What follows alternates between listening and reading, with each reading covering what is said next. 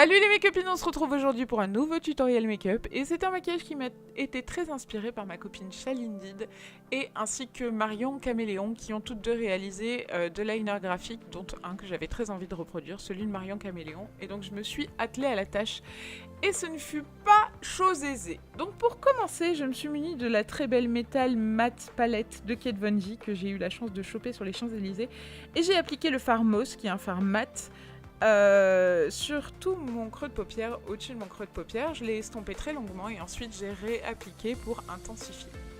Avec un tout petit pinceau estompeur cette fois-ci dans mon creux de paupière, je suis venue appliquer deux fards, le Watt qui est un vert émeraude métallisé et le Jet qui est le noir. Pour donner plus d'intensité, je les ai fondus dans tout mon creux de paupière. Avec un tout petit pinceau, je suis venue appliquer du correcteur pour nettoyer, on va dire, ma paupière mobile et créer le cut crease bien défini. Donc j'en applique sur toute ma paupière mobile et je viens au-dessus de mon creux remonter pour éviter cette zone tampon dont je vous parle à chaque fois, avoir quelque chose de très net. Toujours avec le même pinceau estompeur, je reprends le fard Moss, le vert mat, et je l'applique en externe. Je prends un pinceau crayon cette fois-ci et j'applique le Watt seul. Regardez-moi la couleur divine de ce fard. Honnêtement, vous le savez, je n'aime pas le vert. Mais alors, ces trois fards-là, je les ai utilisés et réutilisés, j'adore. Une fois que j'ai appliqué le Watt, je reprends mon petit pinceau estompeur avec le mélange de Watt et de Jet. Et je viens flouter le tout, comme d'hab, pour avoir une jolie estompe et un joli dégradé. En interne, je viens appliquer Init, qui est un fard vert d'eau, pâle, mais hyper soutenu. Métallisé, qui est très très joli, mais je trouvais qu'il manquait un peu de peps, donc vous le verrez, j'appliquerai un autre fard un peu plus présent. Avec un pinceau liner, cette fois-ci, je viens définir mon cut crease pour avoir quelque chose de très net, de bien marqué, mais quand même bien diffus, puisque j'estompe encore une fois.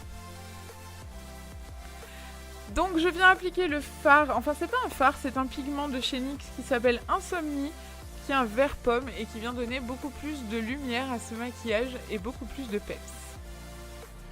Alors là, c'est la partie la plus compliquée. Je viens réaliser mon liner graphique. Donc je commence par à faire un liner normal.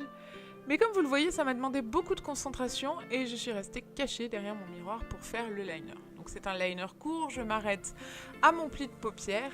Et en parlant de pli de paupière, eh bien, je viens dessiner la suite de mon liner. Alors c'est comme si je faisais un liner dramatique, sauf que je laisse un espace vide entre la queue du liner et le liner sur la paupière mobile. Bon, à défaut de grands discours, je vous laisse observer parce que verbalement, ça donne pas grand-chose de très très clair. Donc, je fais mon petit triangle et je viens le remplir comme d'hab. C'est un liner normal, sauf que il a un trou au milieu. Pour la deuxième partie de ce liner graphique, donc je viens dans mon creux de paupière dessiner un premier trait de ce triangle et finir le triangle dans la lignée de l'autre. Mais encore une fois, je ne vais pas m'étendre dans les détails. Regardez, ce sera plus parlant.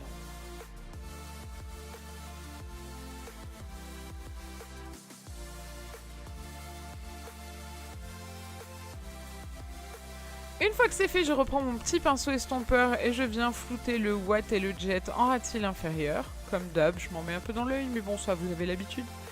Et avec un tout petit pinceau crayon, je viens appliquer une touche de Tinsel qui est un fard très soutenu, argenté, très très brillant pour donner un peu de luminosité. En parlant de fard très soutenu, j'ai acheté la Shade & Light, dont je vous fais une revue très bientôt. Et je viens réaliser mon contour avec celle-ci, je l'aime d'amour. Honnêtement, je voulais pas l'acheter parce que j'avais plein de palettes de contour et finalement je l'ai essayé, j'ai dit il me la faut. J'applique ensuite les blushs de la jolie palette Jaclyn Hill de chez Becca Cosmetics ainsi que l'enlumineur. Une bonne couche de mascara avec le Better Than Sex de Too Faced. Je voulais appliquer des faux cils, j'ai essayé et puis finalement le résultat était moins joli que prévu puisque ça cachait tout l'effet dramatique de mon liner. Donc je me suis abstenue. Pour les lèvres, je suis venue appliquer le rouge à lèvres lingerie de chez NYX en teinte soubrette. Et si vous n'avez pas encore vu ma revue sur les lingeries, c'est maintenant qu'il faut cliquer.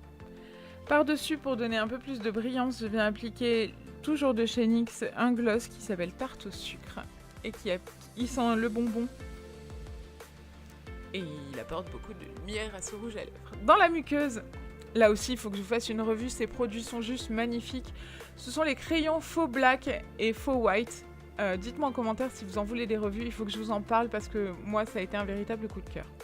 Sur mon os des sourcils, je viens appliquer le fard Bone, qui est un fard crème mat très très joli.